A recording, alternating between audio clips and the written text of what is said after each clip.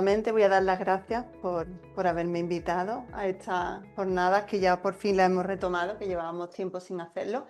Y yo voy a cambiar totalmente el tercio. Yo soy embrióloga, yo trabajo en el laboratorio de reproducción, con lo cual yo todo lo que voy a hablar va a ser desde el punto de vista del laboratorio. Voy a hablar del papel del fluido folicular en la protección del ADN espermático, pero creo que es importante para entender qué es el fluido folicular y por qué es importante para la reproducción asistida, retroceder hasta el origen del ovocito. Las células germinales se van a originar en el epiblasto y van a migrar desde el saco vitelino hacia las crestas gonadales. Es allí, al llegar a las gónadas, cuando estas células germinales se van a convertir en oogonias. Las oogonias son las células diploides que van a dar o van a ser precursoras de los ovocitos primarios. Durante la etapa fetal, estas oogonias, que estaban dividiéndose por mitosis, entran en meiosis y se detienen en la primera meiosis, en profase 1, en estadio de vesícula germinal. Es en ese momento en el que se convierte en ovocito primario.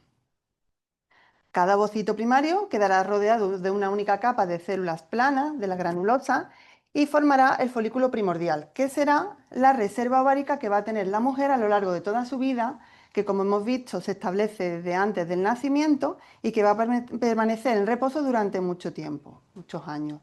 Este podríamos decir que es el punto de partida del entorno folicular, que se desarrollará más adelante. La activación folicular va a comenzar años después, en la pubertad, con el reclutamiento cíclico de folículos primordiales.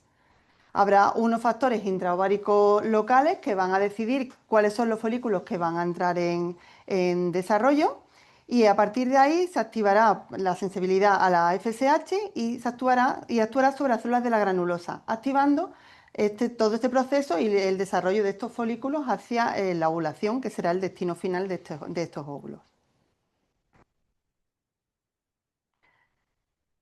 Durante el crecimiento folicular, lo que vamos a hacer es los folículos dentro del ovario van a ir creciendo y van a empezar a secretar líquidos hacia los espacios intercelulares. Este líquido intercelular lo que va a hacer es ir uniéndose y formando un antro o un espacio lleno de líquido y va a confluir la... ¿Yo puedo señalar desde aquí? No, no. Vale. Estos espacios se van a ir llenando de líquido, que es el antro folicular, y va a estar formado por las secreciones de las células de la teca, de la gránulo. Sabía yo. De la granulosa y del compartimento vascular. De manera que se va a formar un microambiente dinámico que va a estar regulado por la FSH. Este fluido va a desempeñar un papel clave en la maduración del ovocito y también para que adquiera la competencia del ovocito maduro. Vamos a seguir acumulando líquido folicular hasta llegar al folículo de Graf, que es el folículo preovulatorio. Aquí encontraremos gran cantidad de líquido folicular y muchas capas de las células de la granulosa, y el ovocito se va a dirigir hacia la periferia. Hacia la parte final de este desarrollo, lo que va a ocurrir es que las células de la granulosa van a adquirir receptores de la LH para poder ser capaces de responder al pico de LH durante la ovulación. Durante la ovulación lo que va a ocurrir es que el ovocito, que estaba detenido en profase 1, vesícula germinal, lo que va a hacer es reaccionar y va a completar la primera meiosis, quedando detenido nuevamente en la segunda meiosis como metafase 2 o ovocito secundario. Es ahí cuando va a ocurrir la rotura folicular y va a permitir la ovulación. Y este ovocito fecundario, junto con su líquido folicular, es el que va a llegar hasta las trompas de falopio. Las trompas de falopio va a ser el entorno el entorno fisiológico de la fecundación.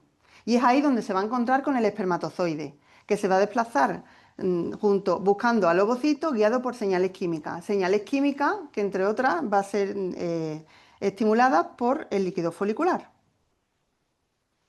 Por tanto, el encuentro entre espermatozoide y líquido folicular en las trompas no va a ser un encuentro casual. Este fluido va a modular su comportamiento y lo va a preparar para la fecundación. ¿Qué componentes tiene el fluido folicular y qué acción puede tener sobre los espermatozoides? Pues, entre otros, antioxidantes potentes que van a proteger la integridad del ADN espermático, va a reducir su estrés oxidativo, como pueden ser la glutatión peroxidasa y la superoxidodismutasa. Va a tener nutrientes y factores de crecimiento que va a mantener la viabilidad y le va a dar un aporte energético al espermatozoide. Va a aportar iones que va a modular la motilidad y va a hacer que se active el espermatozoide. Proteínas, entre ellas de señalización, que va a influir en la capacidad fecundante y en la comunicación ovocito-espermatozoide. Y hormonas y factores paracrinos que van a regular funciones clave y van a preparar al espermatozoide para la fecundación. Por tanto, este líquido folicular en un entorno fisiológico no solo va a proteger la integridad del ADN, sino que además va a modular sus funciones clave. Y me voy ahora al laboratorio. ¿Qué ocurre en el laboratorio con el líquido folicular? Pues que aunque hemos visto que es un medio fisiológicamente esencial, los embriólogos lo tiramos sistemáticamente. Lo tiramos sistemáticamente, una vez que llega al laboratorio lo que hacemos es coger los cúmulos y el líquido folicular directamente descartado. Y yo me pregunto, si tan importante es in vivo, ¿por qué no lo aprovechamos in vitro? Entonces, yo creo que lo primero sería saber si realmente hay un daño o ocurre algo en la fragmentación del ADN cuando llega esa muestra al laboratorio. Estudio del doctor Gosalves dice que tras la eyaculación el ADN del espermatozoide puede fragmentarse progresivamente en las condiciones de laboratorio, como pueden ser a 37 grados. Y que además esta fragmentación no solo va a ocurrir dentro de muestras patológicas o muestras de pacientes, sino que también en los donantes fértiles va a ocurrir esta fragmentación y que va a ser dependiente del tiempo. Por tanto, estos datos sugieren que la integridad del ADN espermático puede deteriorarse progresivamente durante la manipulación y la incubación de muestras seminales en condiciones de laboratorio.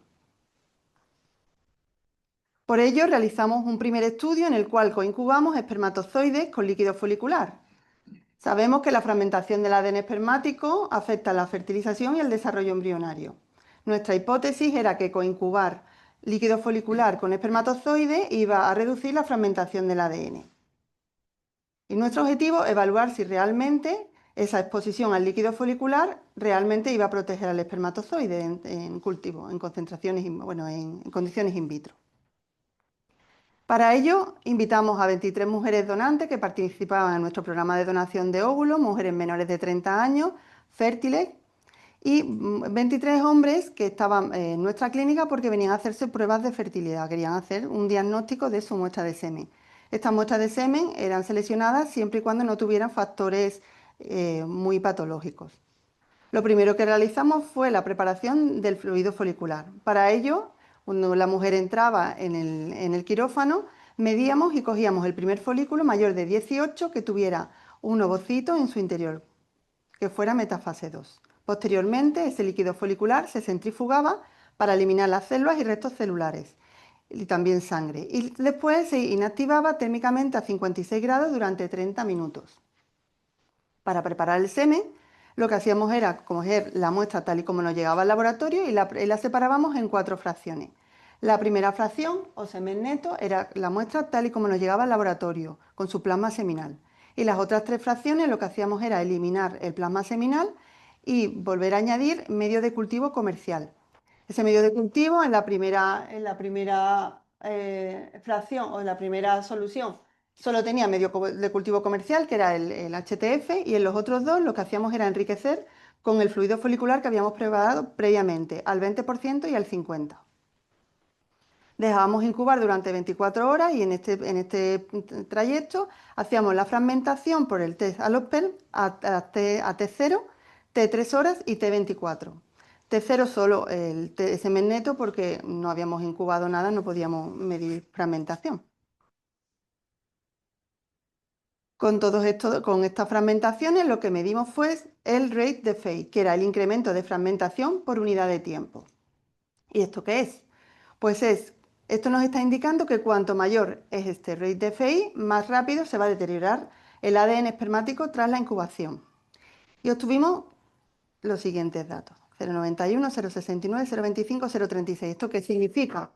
Que el semen neto, en el cual estaba incubado con su plasma seminal, se fragmentaba con mayor velocidad que en el resto de las muestras en el que habíamos cambiado el plasma seminal por medio de cultivo comercial.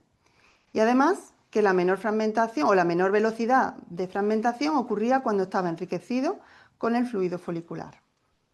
Calculamos la curva de Kaplan-Meier y comparamos todos los grupos, encontrando diferencias significativas, salvo cuando comparábamos el fluido folicular enriquecido al 20 o al 50%.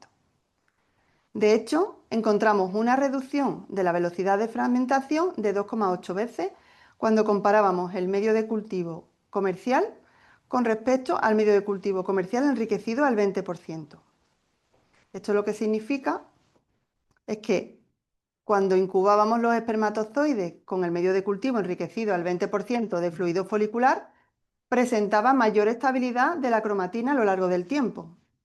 Por tanto, el fluido folicular puede desempeñar un papel importante, un papel protector frente a la integridad del ADN espermático. Para seguir indagando en este resultado que habíamos obtenido, lo que hicimos fue un estudio, un ensayo en EBT en plasma seminal y el líquido folicular.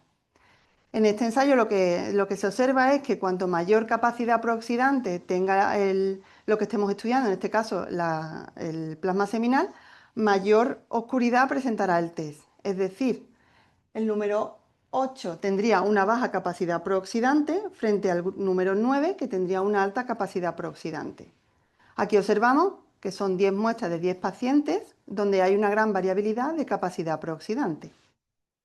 Este mismo ensayo lo realizamos en líquido folicular de mujeres donantes y que obtuvimos una baja capacidad prooxidante en todos los casos. En realidad, si recordamos lo que hemos hablado antes, donde vemos que el líquido folicular está presente durante la maduración del ovocito dentro del ovario y antes y durante la fecundación, es lógico pensar que esta capacidad prooxidante debería ser baja. ¿Por qué? Pues porque tiene que tener un balance oxidativo antioxidante íntegro para que las membranas plasmáticas no se estropeen y así tener un ambiente óptimo para que ocurra la fecundación. Por tanto, parece con este ensayo que el fluido folicular es capaz de mitigar el estrés oxidativo, que es uno de los principales factores que pueden causar daño en el ADN espermático. No obstante, hay otros factores que pueden dañar el ADN, como puede ser la actividad DNasa. En este otro estudio, lo que hicimos fue, sabemos que las DNasas son enzimas presentes en el plasma seminal que tienen capacidad de degradar el ADN. Entonces, nuestra hipótesis era que el fluido folicular era capaz de modular la actividad de las DNasas dentro del plasma seminal. Y nuestro objetivo es evaluar si realmente este fluido folicular era capaz de atenuar la actividad DNasa del plasma seminal y si contribuía realmente a preservar la integridad de su ADN.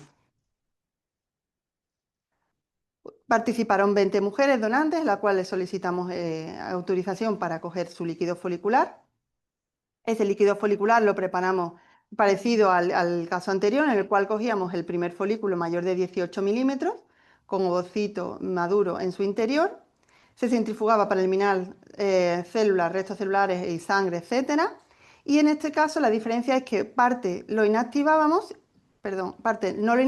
y parte sí que lo inactivamos con proteinasa K o por calor para realizar distintos experimentos. Con respecto a las muestras de semen, participaron 12 varones que nuevamente venían a dejar su muestra para diagnóstico y lo utilizamos separando el sobrenadante o plasma seminal de su espermatozoide. Esos espermatozoides extraíamos su ADN espermático para utilizarlo como sustrato y así poder medir la actividad de DNasa a una concentración conocida en distintas situaciones o medios. Y posteriormente realizábamos una electroforesis en gel de agarosa para ver los resultados. Si vemos este gel de agarosa, observamos en el grupo control, en el cual se ve una banda clara arriba, lo que significa que no hay degradación del ADN. Si observamos qué ocurre en 5 muestras de plasma seminal, observamos que hay una gran variabilidad nuevamente. Hay plasmas seminales que tienen una alta degradación, una alta actividad de ADNasa, que degrada el ADN que estamos inoculando, y en cambio, al hacerlo en fluido folicular, observamos que todos presentan esa banda arriba, lo que significa que estos 5 fluidos foliculares que hemos cogido al azar ninguno presentaba actividad de neasa. Por tanto, nuevamente hay diferencia entre el plasma seminal, cómo se comporta el plasma seminal con respecto a la actividad de neasa, a cómo se comporta el fluido folicular, que no presentaba actividad.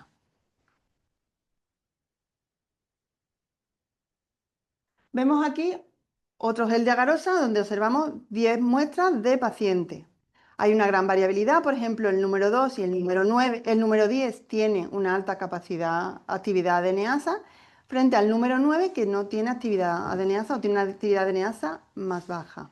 Si observamos el grupo control, vemos la banda arriba sin actividad adeneasa. Pues bien, ¿qué ocurre cuando estos plasmas seminales se incuban a un volumen 1,1 con fluido folicular? Pues que toda la actividad adeneasa que presentaban las muestras ha quedado inhibida. La actividad adeneasa ya no aparece, por lo tanto, parece que el fluido folicular es capaz de eliminar esta actividad. Para explicar este efecto, planteamos si podía actuar este fluido folicular como un agente quelante de cationes divalentes, de forma similar como lo hace el hepta. El hepta es un agente quelante de calcio-magnesio que tiene capacidad de inhibir la actividad de neasa. Si observamos este gel de agarosa, las DNAsas presentes en el plasma seminal son dependientes de calcio-magnesio, por tanto podrían actuar similar al hepta. Para comprobarlo, hicimos este gel de agarosa y observamos grupo control sin actividad de neasa, la S corresponde al plasma seminal. Vemos aquí qué ocurre con el plasma seminal cuando añadimos hepta a concentraciones crecientes, en el cual vemos que ya esa actividad de neasa se está perdiendo. Lo mismo que ocurre cuando incubamos el plasma seminal con el fluido folicular. Por tanto, aquí vemos que el efecto que provoca el fluido folicular en el plasma seminal es similar al que provoca el hepta en el plasma seminal. Por tanto, parece que el fluido folicular efectivamente actúa como un quelante, como actúa el hepta, de cationes divalentes. ¿Y qué es lo que está provocando esta inactivación? Pues quisimos saber si esta inactivación estaba provocada por proteínas que estuvieran presentes en el fluido folicular. Para ello lo que hicimos fue un tratamiento con proteínas AK para destruirla y con calor. Y observamos qué resultados teníamos. Observamos en el grupo C, o sea, en el C, en el grupo control no hay actividad de neasa, en el S hay actividad de neasa, que es el plasma seminal, y vemos que cuando uníamos el plasma seminal con el fluido folicular no había actividad de neasa. Lo mismo que ocurría independientemente que lo hubiéramos hecho un tratamiento con calor o con proteinasa. Por tanto, este efecto inhibidor que presentaba el fluido folicular no estaba mediado por proteínas. ¿Y qué ocurre cuando añadimos concentraciones crecientes de estos cationes divalentes al fluido folicular mezclado con el plasma seminal? Pues que a medida que aumentamos la concentración de estos cationes, empieza a aparecer actividad de neasa, cuando estamos sobrepasando los niveles fisiológicos. Esto lo que significa es que este efecto inhibidor es reversible. Y por tanto, que cuando pasamos una concentración, esta capacidad inhibitoria que tenía el fluido folicular queda inactivo. ¿Y qué ocurre en el fluido folicular si añadimos calcio o magnesio, si añadimos estos cationes divalentes a distintas concentraciones, a concentraciones crecientes? Pues que en un principio que no presentaba actividad de neasa, empieza a presentarla. Lo que significa que esto va a depender de la concentración de los cationes divalentes, lo cual está reforzando que este fluido folicular está actuando como un quelante de calcio, porque cuando superamos la concentración fisiológica, pues ya no es capaz de contenerlo. Y además, cuando hacíamos un tratamiento con proteínasa K y le añadíamos esa concentración de calcio y magnesio, se perdía esa actividad adeneasa, lo que significa que esta actividad adeneasa en el fluido folicular estaba mediada por proteínas. Por tanto, mis conclusiones serían las siguientes.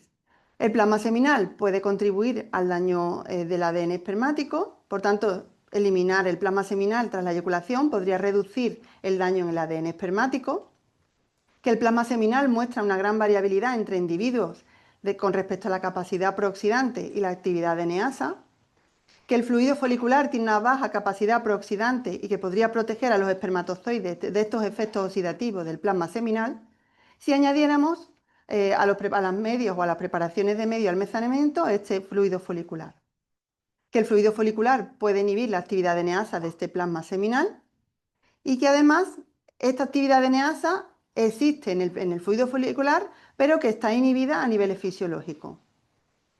Pero para mí la conclusión que saco más importante, si sale, es que quizás deberíamos dejar de pensar que el fluido folicular es un residuo biológico y que debería ser evaluado como un regulador potencial de la integridad espermática in vitro.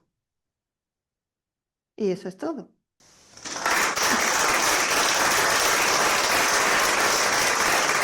Y nos vamos al café, ¿no?